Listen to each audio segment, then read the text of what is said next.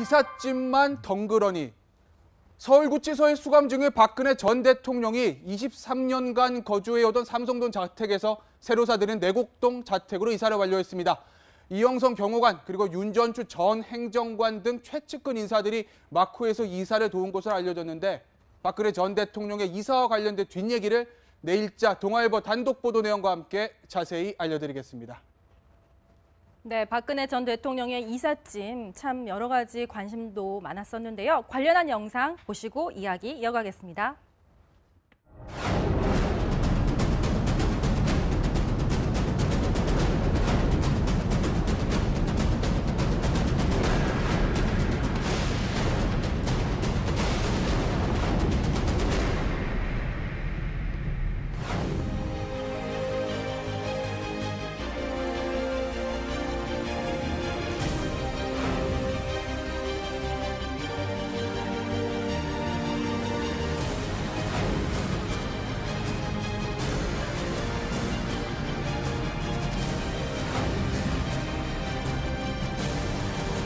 피청구인 대통령 박근혜를 파면한다.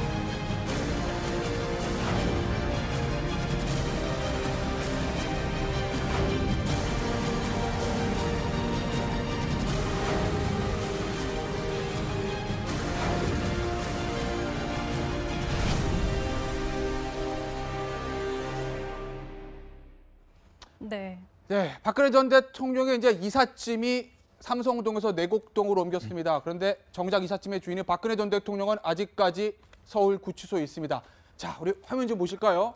그래서 저희가 제목을 이렇게 뽑아왔습니다. 주인도 없는데 이삿짐만 덩그러니. 네. 삼성동에서 내곡동으로 트럭 4대가 갔다고 하죠. 그렇습니다. 막 내린 삼성동 27년, 그러니까 1990년도에 박근혜 당시 이제 정치인으로서 입주를 한 다음에 청와대에 입성을 하고 방금 영상에서도 보여드린 대로 구치소에 수감되기 직전까지 머물렀던 삼성동, 이제는 새 주인을 만났고 내곡동으로 이제 이삿짐만 가게 된 것이죠. 쓸쓸하게 삼성동에서 내곡동까지 옮겼는데 어제 있었던 일입니다. 그런데요.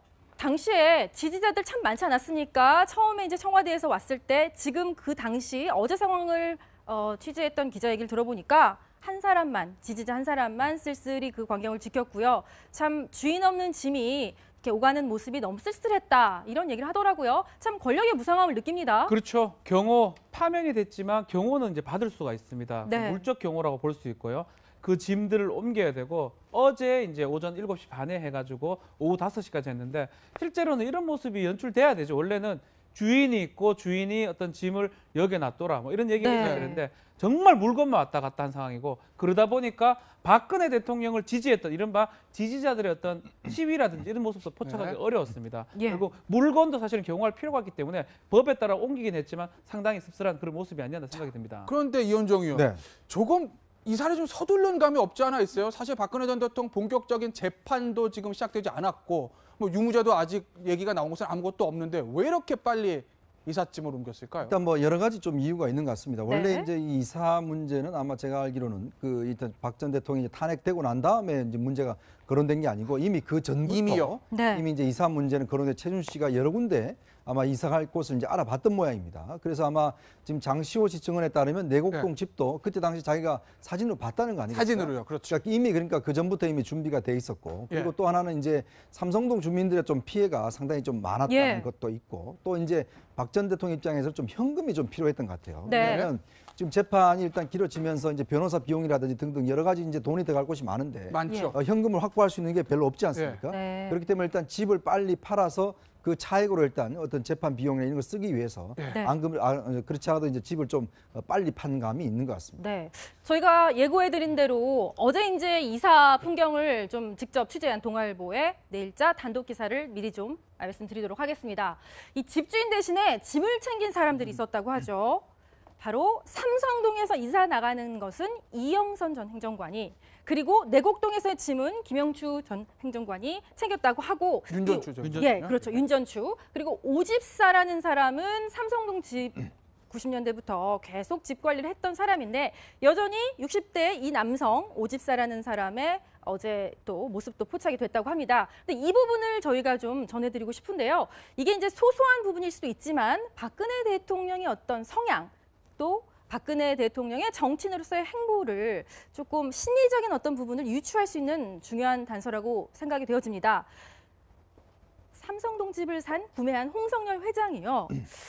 이 소파, 그러니까 박근혜 전 대통령이 썼던 소파를 좀 가지고 있고 싶다. 너무 굉장히 오래된 거고 폐기 처분할 만큼 오래된 것인데 소장을 요청했다고 하고 이 부분입니다.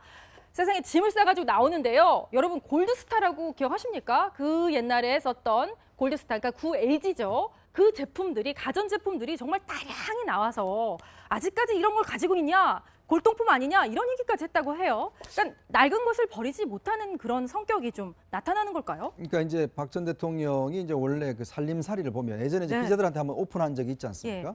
그때 갔을 때도 기자들이 깜짝 놀란. 가셨었나요? 그때 저는 못 가고 이제 네. 제 후배가 갔었는데. 네. 그러니까 그때 이제 그 보고를 들어보니까 예. 이제 그 집 자체 안에 있는 게 전부 대부분 이제 오래된 가구들 예. 그것들만 쭉 있었고 실제로 이제 많은 때가 묻은 그런 가구들 많이 썼다는 네. 것이거든요. 네.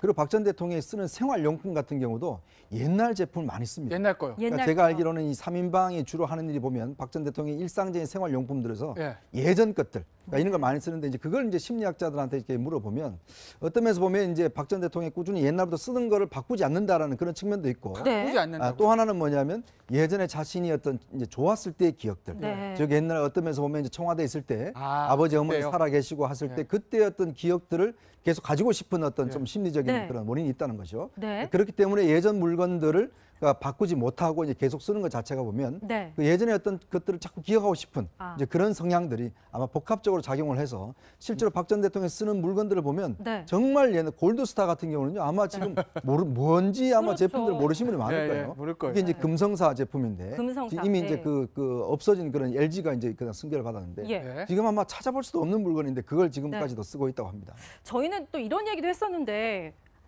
물건은 배신하지 않기 때문에 어떤 물건들은 배신하지 않기 때문에 계속 그것을 유지하는 걸까요?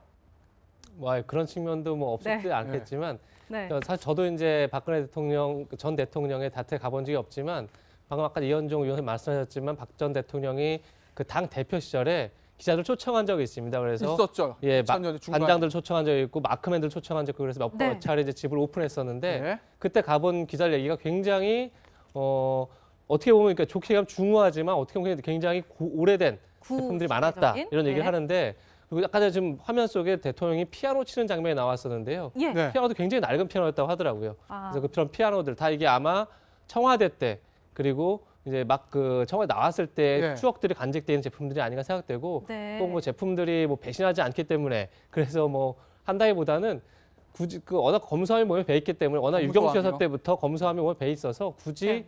뭐 새 걸로 바꿀 필요가 없다고 느꼈을 때는 뭐 바꾸지 않았지 않았을까 이런 생각이 듭니다. 자른 거는 맞어요. 네. 검소할 수 있다고 표현할 수 있지만 전자제품하고 저런 제품은 검소와 관련이 사실 없습니다. 아 그래요? 골드스타 찾아보니까 95년도에 끝났고요. 단종됐죠. 단종됐고 그 제품을 지금 쓴다라는 거는 예. 어쩌면 유행을 따라가지 않는 거예요. 의식. 유행을 따라가지. 옆에서 갈 거예요. 더 좋은 냉장고가 있습니다. 예. 네. 더 좋은 세탁기가 있습니다. 뭐가 있습니다 하면 그걸 사는 게 정상적인데 예. 따라가지 않고 이렇게 좀 올드한 어떤 그런 거로 보는 게 오히려 더 맞잖아요. 검소한 측면도 있지만 옆에서 분명히 뭐 조언도 할 거고 네. 세탁기 지금 엄청 좋습니다. 옛날 거 그 골드스타 엄청 좋죠. 어째 씁니까 그거를. 그렇기 때문에 그런 측면이 있지 않을까 생각도 듭니다. 네. 검소함보다는 조금 유행에 민감하지 않는 변화를 좀 거부하는 그런 측면도 있다는 말씀이고 그런데 박근혜 대통령의 오래된 취향이 이 전자제품뿐만 아닙니다. 골드스타 가전제품 이거 LG 겁니다. 지금으로 치면요. 그거 말씀드렸는데 전효욱 전 의원 뭐 어떻게 보면 박근혜 전 대통령의 옛 모습을 가장 잘 기억할 수도 있는 분인데 이분이 얼마 전에 방송에서 이런 얘기를 했습니다. 단종된 샴푸만 고집해서 우리 측근들에게 샴푸 구하느라고 난리도 아니었다. 무슨 샴푸인가? 라고 봤더니 저도 처음 들어보는 샴푸입니다. 여기 계시는 분 중에 이현종 의원은 들어봤을 수도 모르겠는데 네, 썼습니다. 여보 보세요. 럭키입니다. 럭키. 지금 광고 나오네요. 네. 유니나 샴푸 헤어린스. 이름 유니나. 70년대 냄새가 무렁무렁 나지 않습니까?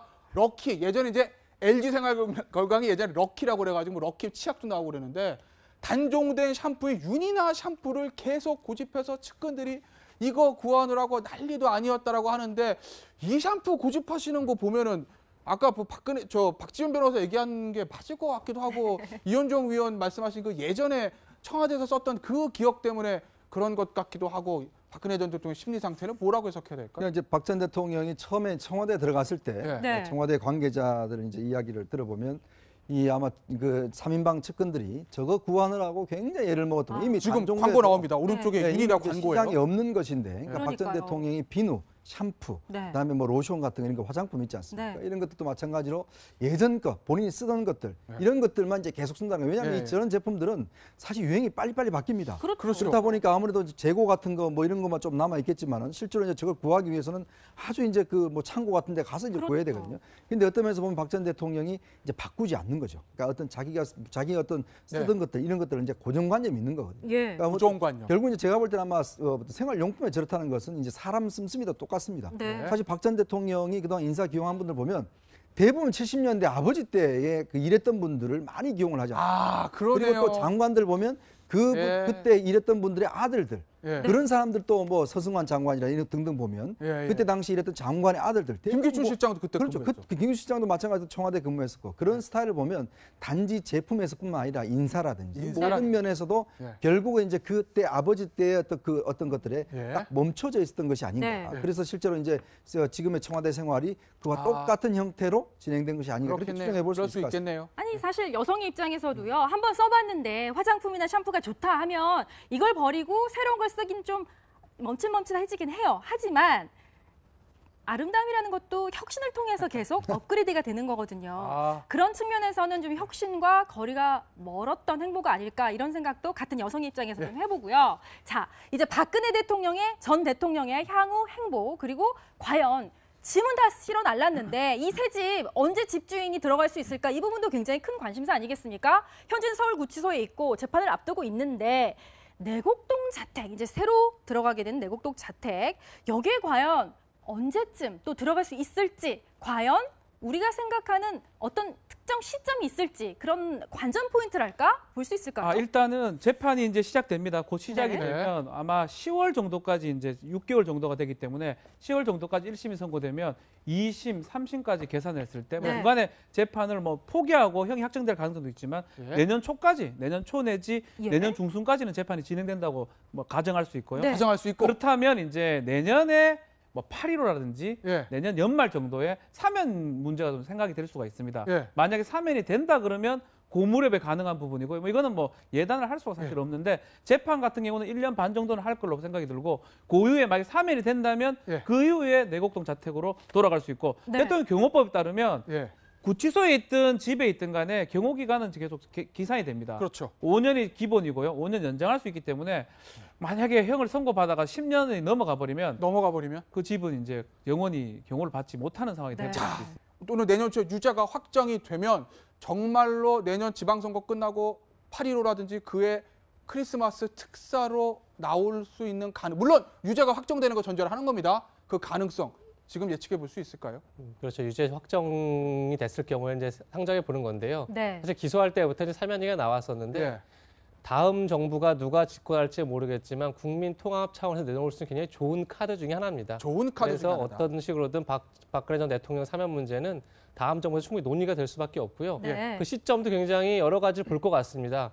물론 이제 또 촛불 민심이 있기 때문에 예. 반대하는 그러니까 박근혜 예. 전 대통령을 처벌해야 된다는 또 여론도 뭐 무시할 수는 없으니까 뭐 바로 사면이 되지는 않겠지만 어떤 식으로든 사면 문제가 분명히 공론화될 테고 그 시점은 그 길게 끌고 갈 이유는 없겠죠. 시점은요? 뭐 내년 8.15든 예. 내 후반이든 그 중에 정해지지 않을까. 물론 예. 기소를 그러니까 그 유죄 유죄를- 확정을 전제로 예. 한 얘기입니다. 네, 예. 아직 재판 결과가 나오지 않았으니까 이 부분은 저희가 좀 예의주시하면서 신속하게 전해드리도록 하겠고요. 자, 재판 이야기로 돌아가 보도록 하죠. 재판으로 국정농단에 관여한 사람들의 전원을 통해서 밝혀진 청와대에서의 생활, 박근혜 전 대통령의 청와대에서의 생활이 또 디테일 바이 디테일 아주 소소한 것들이 나오고 있는데요. 자, 박채윤 씨 같은 경우에는 편한 동생으로라고도 해도 무방할 것 같습니다. 앞서 저희가 말씀드렸죠.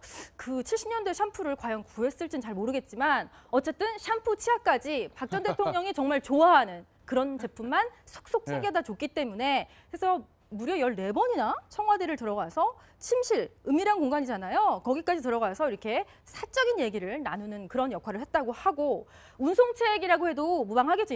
이영선 전 행정관 같은 경우에는. 왜냐하면 각종 시술 아줌마들 데려와서 또 이분들을 통해서 박 전 대통령이 원하는 치료를 그때그때 받을 수 있도록 했다고 하고 이런 분들이 이제 내실의 역할을 했다면 이제 바깥쪽에서 청와대에서의 해결사 역할은 안종범 전 수석이 했습니다.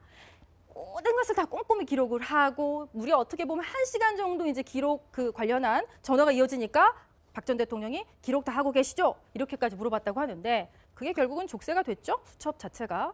역할 분담이 확실했네요. 그렇죠. 이제 박채윤 씨가 제가 왜 대통령이 가까이 했을까? 네. 그 사람이 무슨 특강에서 했을까를 곰곰이 생각을 해보면 예. 아까도 말씀드렸지만은 이 샴푸와 치약, 그 화장품 이걸 챙겨줬거든요. 네. 그러니까 이게 보면 어떤 면에서 보면 박 전 대통령의 삶에서 보면 그런 것들은 굉장히 중요한 하나의 요소가 예. 왜냐하면 바꾸지 않아요. 그러니까 바꾸지 않는 것들을 박채윤 씨가 잘 알아서 챙겨줬던 겁니다. 네. 그만큼 박 전 대통령의 어떤 그 심리적으로 네. 굉장히 가까워질 수 있는 밀착이 하나의 되었다. 요소가 될 수 있었던 것이거든요. 왜냐하면 박 전 대통령이 유일하게도 최순실한테도 안 했던 네. 정말 눈물 흘리면서 자기가 왜 소화를 못하는지, 네. 자기가 왜 밥 먹으면 자꾸 체하는지 이 문제까지도 사실 이야기할 정도로 박채윤 씨가 어떤 교감을 나눴다는 것은 네. 그만큼 네. 자신의 모든 것을 서로 자, 소통했다는 내어 맡겼다, 것이거든요. 정신을. 그건 뭐냐면 결국은 네. 자신의 생활적인 문제를 생활적인 박채윤 문제죠. 씨가 많이 해결해 줬기 때문에 네. 거기서부터 이제 공감대가 생긴 게 아닌가라는 좀 추정을 해봅니다. 예. 자, 그런데 이제는 또다시 돌고 돌아 최순실 씨 얘기입니다.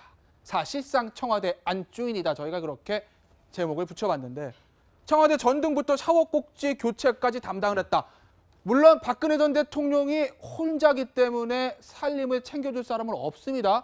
그런데 원래 청와대 전등부터 꼭지 교체하는 이런 것들은 사실은 예전에는 영부인이 담당하는 것들이었는데 영부인이 없고 남편이 없기 때문에 최순실 씨가 담당했다는 것을 조금은 이해할 수도 있겠지만 그런데 공식 직함이 없는 사람이 청와대의 안살림을 이렇게 다 챙겼다는 것을 알게 된 국민들의 마음은 편하진 않을 것 같습니다. 거기서부터 문제가 생긴 거죠. 사실 이번 네. 최순실 국정농단 사태 자체가 이제 거기서 비롯된 건데 사실상 뭐 영부인 역할이자 부속실장 역할이자 이런 네. 역할을 다 한 거죠. 근데 늘 저희가 예전부터 박근혜 전 대통령을 취재할 때마다 그런 생각들을 했었습니다. 어떤 생각이냐면 예. 주변에 다 남자밖에 없지 않습니까? 아. 근데 예. 분명히 여성으로서 본인이 챙겨야 할 것들이 많습니다. 생활용품들도 많이 있을 테고 과연 그런 걸 누가 챙길까? 그래서 저희가 처음에는 조윤선 전 장관이 조 장관이요? 이제 알뜰하게 뭐 챙기는 거 아니냐 얘기도 했었지만 네. 결국 이제 그 방금 말씀하신 것처럼 관저에 있는 온갖 생활들을 담당했던 건 결국은 저희가 이제 나중에 밝혀냈지만 최순실 씨와 또 이제 박채윤 씨 같은 분들이 아니었나 생각이 됩니다. 예. 네. 박근혜 전 대통령의 이삿집은 새 집에 도착했습니다. 하지만 정작 이삿집의 주인인 박근혜 전 대통령은 언제 내곡동으로 돌아올 수 있을지 지금으로서는 알 수가 없습니다. 전 대통령들의 이러한 불행한 모습들이 다시는 우리 역사에 반복되지 않기를 간절히 기원합니다. 이삿집만 덩그러니 서울구치소에 수감 중인 박근혜 전 대통령이 23년간 거주해오던 삼성동 자택에서 새로 사들인 내곡동 자택으로 이사를 완료했습니다.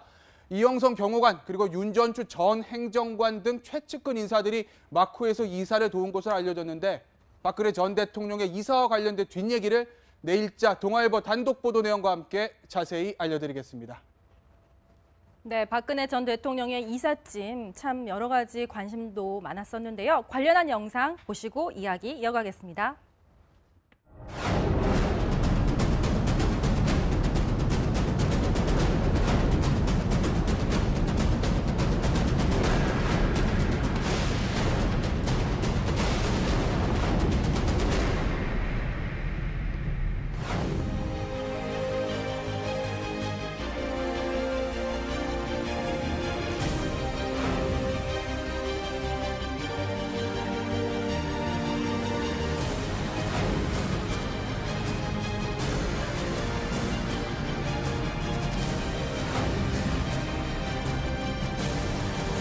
피청구인 대통령 박근혜를 파면한다.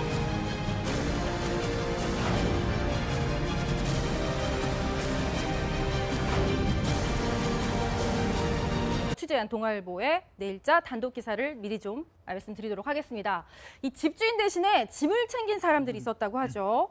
바로 삼성동에서 이사 나가는 것은 이영선 전 행정관이, 그리고 내곡동에서의 짐은 김영추 전 행정관이 챙겼다고 하고, 윤전추죠. 예, 그렇죠. 윤전추. 그리고 오집사라는 사람은 삼성동 집 90년대부터 계속 집 관리를 했던 사람인데 여전히 60대 이 남성 오집사라는 사람의 어제 또 모습도 포착이 됐다고 합니다. 근데 이 부분을 저희가 좀 전해드리고 싶은데요. 이게 이제 소소한 부분일 수도 있지만 박근혜 대통령의 어떤 성향, 또 박근혜 대통령의 정치인으로서의 행보를 조금 심리적인 어떤 부분을 유추할 수 있는 중요한 단서라고 생각이 되어집니다. 삼성동 집을 구매한 홍성열 회장이요. 이 소파, 그러니까 박근혜 전 대통령이 썼던 소파를 좀 가지고 있고 싶다. 너무 굉장히 오래된 거고 폐기 처분할 만큼 오래된 것인데 소장을 요청했다고 하고 이 부분입니다. 세상에 짐을 싸가지고 나오는데요. 여러분 골드스타라고 기억하십니까? 그 옛날에 썼던 골드스타, 그러니까 구 LG죠. 그 제품들이, 가전제품들이 정말 다량이 나와서 아직까지 이런 걸 가지고 있냐? 골동품 아니냐? 이런 얘기까지 했다고 해요. 그러니까 낡은 것을 버리지 못하는 그런 성격이 좀 나타나는 걸까요? 그러니까 이제 박 전 대통령이 이제 원래 그 살림살이를 보면 예전에 이제 네. 기자들한테 한번 오픈한 적이 있지 않습니까? 예. 그때 갔을 때도 기자들이 깜짝 놀란. 가셨었나요? 그때 저는 못 가고 아, 이제 네. 제 후배가 갔었는데. 네. 그러니까 그때 이제 그 보고를 들어보니까 예. 이제 그 집 자체 안에 있는 게 전부 대부분 이제 오래된 가구들 예. 그것들만 쭉 있었고 실제로 이제 많은 때가 묻은 그런 가구들 많이 썼다는 네. 것이거든요. 네. 그리고 박 전 대통령이 쓰는 생활용품 같은 경우도 옛날 제품을 많이 씁니다. 옛날 거요. 그러니까 옛날 제가 거. 알기로는 이 3인방이 주로 하는 일이 보면 박 전 대통령의 일상적인 생활용품들에서 예. 예전 것들 그러니까 이런 걸 많이 쓰는데 이제 그걸 이제 심리학자들한테 이렇게 물어보면 어떤 면에서 보면 이제 박 전 대통령이 꾸준히 옛날부터 쓰던 거를 바꾸지 않는다라는 그런 측면도 있고 네. 바꾸지 않는다고. 또 하나는 뭐냐면 예전에 자신이 어떤 이제 좋았을 때의 기억들. 네. 즉 옛날에 어떤 면에서 보면 이제 청와대에 있을 때 아, 아버지 어머니 그때요? 살아 계시고 하실 때 예. 그때 어떤 기억들을 계속 가지고 싶은 어떤 예. 좀 심리적인 네. 그런 원인이 있다는 거죠. 네. 그렇기 때문에 예전 물건들을 그러니까 바꾸지 못하고 이제 계속 쓰는 것 자체가 보면 네. 그 예전에 어떤 것들을 자꾸 기억하고 싶은 아. 이제 그런 성향들이 아마 복합적으로 작용을 해서 실제로 박 전 대통령이 쓰는 물건들을 보면 네. 정말 옛날 골드스타 같은 경우는요 아마 지금 뭔지 아마 그렇죠. 제품들 모르시는 분이 많을 예, 예, 거예요. 모를 거예요. 이게 이제 금성사 제품인데 금성사, 지금 이미 네. 이제 그 없어진 그런 LG가 이제 그냥 승계를 받았는데 예. 예. 지금 아마 찾아볼 수도 없는 물건인데 그걸 지금까지도 쓰고 있다고 합니다. 저희는 또 이런 얘기도 했었는데 물건은 배신하지 않기 때문에 어떤 물건들은 배신하지 않기 때문에 계속 그것을 유지하는 걸까요? 뭐 그런 측면도 뭐 없지 네. 않겠지만 네. 사실 저도 이제 박근혜 대통령 전 대통령의 밭에 가본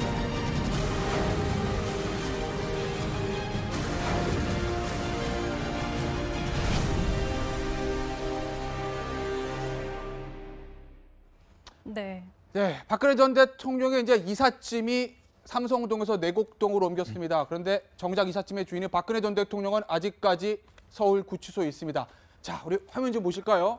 그래서 저희가 제목을 이렇게 뽑아왔습니다. 주인도 없는데 이삿짐만 덩그러니. 네. 삼성동에서 내곡동으로 트럭 4대가 갔다고 하죠. 그렇습니다. 막 내린 삼성동 27년, 그러니까 1990년도에 박근혜 당시 이제 정치인으로서 입주를 한 다음에 청와대에 입성을 하고 방금 영상에서도 보여드린 대로 구치소에 수감되기 직전까지 머물렀던 삼성동, 이제는 새 주인을 만났고 내곡동으로 이제 이삿짐만 가게 된 것이죠. 쓸쓸하게 삼성동에서 내곡동까지 옮겼는데 어제 있었던 일입니다. 그런데요.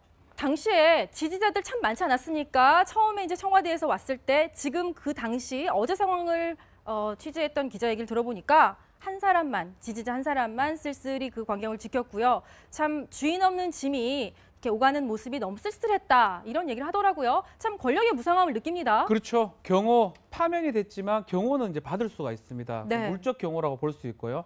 그 짐들을 옮겨야 되고 어제 이제 오전 7시 반에 해가지고 오후 5시까지 했는데 실제로는 이런 모습이 연출돼야 되죠. 원래는 주인이 있고 주인이 어떤 짐을 여기에 놔둬라 뭐 이런 얘기를 네. 해야 되는데 정말 물건만 왔다 갔다 한 상황이고 그러다 보니까 박근혜 대통령을 지지했던 이른바 지지자들의 어떤 시위라든지 이런 모습도 포착하기 네. 어려웠습니다. 예. 그리고 물건도 사실은 경호할 필요가 있기 때문에 법에 따라 옮기긴 했지만 상당히 씁쓸한 그런 모습이 아니었나 생각이 듭니다. 그런데 이현정 의원, 네. 조금 이사를 좀 서두른 감이 없지 않아 있어요. 사실 박근혜 전 대통령 본격적인 재판도 지금 시작되지 않았고 뭐 유무죄도 아직 얘기가 나온 것은 아무것도 없는데 왜 이렇게 빨리 이삿짐을 옮겼을까요? 일단 뭐 여러 가지 좀 이유가 있는 것 같습니다. 원래 네. 이제 이 이사 문제는 아마 제가 알기로는 그 박 전 대통령이 탄핵되고 난 다음에 이제 문제가 거론된 게 아니고 이미 그 전부터 이미요? 네. 이미 이제 이사 문제는 거론된 최준 씨가 여러 군데 아마 이사갈 곳을 이제 알아봤던 모양입니다. 그래서 아마 지금 장시호 씨 증언에 따르면 내곡동 집도 그때 당시 자기가 사진으로 봤다는 거 아니겠어요? 사진으로요. 그렇죠. 이미 그러니까 그 전부터 이미 준비가 돼 있었고 그리고 예. 또 하나는 이제 삼성동 주민들의 좀 피해가 상당히 좀 많았다는 예. 것도 있고 또 이제 박 전 대통령 입장에서 좀 현금이 좀 필요했던 것 같아요. 네. 왜냐하면 지금 재판이 일단 길어지면서 이제 변호사 비용이라든지 등등 여러 가지 이제 돈이 들어갈 곳이 많은데 많죠. 현금을 확보할 수 있는 게 별로 없지 않습니까? 네. 그렇기 때문에 일단 집을 빨리 팔아서 그 차액으로 일단 어떤 재판 비용이나 이런 걸 쓰기 위해서 네. 안금을 그렇지 않아도 이제 집을 좀 빨리 판 감이 있는 것 같습니다. 네. 저희가 예고해드린 대로 어제 이제 이사 풍경을 좀 직접